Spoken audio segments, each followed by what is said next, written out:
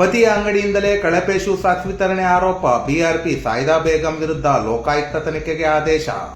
ತಿಪಟೂರು ಸರ್ಕಾರಿ ಶಾಲಾ ಮಕ್ಕಳಿಗೆ ವಿತರಿಸಲಾದ ಶೂ ಮತ್ತು ಸಾಕ್ಸ್ ಖರೀದಿಯಲ್ಲಿ ದುರುಪಯೋಗ ನಡೆದಿದೆ ಎಂಬ ಗಂಭೀರ ಆರೋಪದ ಹಿನ್ನೆಲೆಯಲ್ಲಿ ತಿಪಟೂರು ತಾಲೂಕಿನ ಬಿಆರ್ಪಿ ಸಾಯಿದಾ ಬೇಗಂ ವಿರುದ್ಧ ಹೆಚ್ಚಿನ ತನಿಖೆಗೆ ಉಪಲೋಕಾಯುಕ್ತ ಬಿ ವೀರಪ್ಪನವರು ಆದೇಶ ನೀಡಿದ್ದಾರೆ. 2023-24ನೇ ಸಾಲಿನಲ್ಲಿ ಸರ್ಕಾರದಿಂದ ಉಚಿತವಾಗಿ ವಿತರಿಸಬೇಕಿದ್ದ ಶೂ ಸಾಕ್ಸ್ಗಳನ್ನು ಸಾಯಿದಾ ಬೇಗಂ ರವರ ಪತಿ ಮಾಲೀಕರಾಗಿರುವ ಬೆಸ್ಟ್ ಫುಟ್ವೇರ್ ಅಂಗಡಿಯಿಂದಲೇ ಕಳಪೆ ಗುಣಮಟ್ಟದಲ್ಲಿ ಸರಬರಾಜು ಮಾಡಲಾಗಿದೆ ಎಂದು ತಾಲೂಕಿನ ಅನೇಕ ಪೋಷಕರು ಆಕ್ರೋಶ ವ್ಯಕ್ತಪಡಿಸಿದ್ದರು. ಬಿಆರ್ಪಿ ಸಾಯಿದಾ ಬೇಗಂ ತಮ್ಮ ಅಧೀನದಲ್ಲಿರುವ ಪ್ರಾಥಮಿಕ ಶಾಲೆಗಳ ಮುಖ್ಯ ಶಿಕ್ಷಕರ ಮೇಲೆ ಒತ್ತಡ ಹೇರಿ ಅಲ್ಲಿಂದಲೇ ಶೂ ಸಾಕ್ಸ್ ಖರೀದಿಸಲು ಒತ್ತಾಯ ಮಾಡಿ ಸರ್ಕಾರಿ ಹಣವನ್ನು ಲಪಟಾಯಿಸಿದ್ದಾರೆ ಎಂಬುದು ದೂರಿನ ಅಂಶ.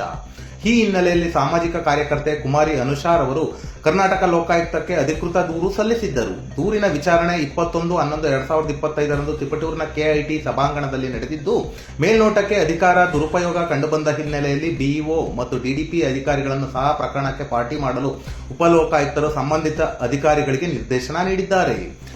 ಸರ್ಕಾರಿ ಶಾಲೆಗಳಲ್ಲಿ ಓದುತ್ತಿರುವ ಬಡ ಮಕ್ಕಳ ಶೈಕ್ಷಣಿಕ ಮತ್ತು ದೈಹಿಕ ಪ್ರಗತಿಗಾಗಿ ಸರ್ಕಾರ ಕೋಟ್ಯಾಂತರ ರೂಪಾಯಿ ವೆಚ್ಚ ಮಾಡುವಾಗ ಹೇಳುವವರೇ ಇಲ್ಲ ಎಂಬ ಮನೋಭಾವದಿಂದ ಮಕ್ಕಳ ಹಿತಕ್ಕೆ ಮೀರಿ ಕಳಪೆ ವಸ್ತುಗಳನ್ನು ವಿತರಿಸುವುದು ಕ್ಷಮಾರ್ಹವೇ ಅಲ್ಲ ಎಂದು ಸಾಮಾಜಿಕ ಕಾರ್ಯಕರ್ತೆ ಅನುಷಾ ವಿಷಾದ ವ್ಯಕ್ತಪಡಿಸಿದ್ದಾರೆ.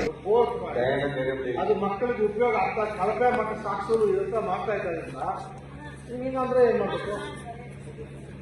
ನಿಮ್ಮಲ್ಲಿ ಹಾಕಕ್ಕೆ ಪಟ್ಟು ಬರ್ತಾವೆ.